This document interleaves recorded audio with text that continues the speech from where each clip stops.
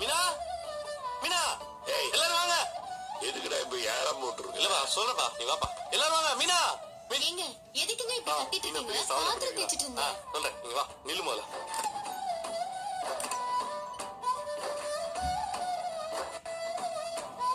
நான் அந்த மாலை இப்ப மீனா கழுத்துல போட போறேன். அப்ப எல்லாரும் கை தட்ட சொல்லுப்பா.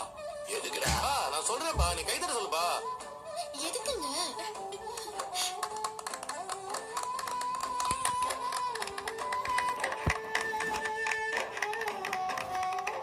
உங்க கை தட்ட மாட்டாங்கப்பா.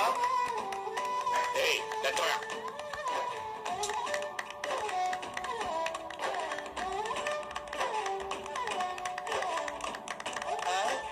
தட்டு. மீனா கங்க்ராட்ஸ். ஸ்ருதி ஃபர்ஸ்ட் அவர் என்ன விஷயம்னு சொல்லவே இல்ல. ஏதோ சாதிச்சிருக்காங்கன்னு முத்து சொல்றாருல, அப்ப பாராட்டணும்ல. இதெல்லாம் பார்க்க நல்லா இருக்கு.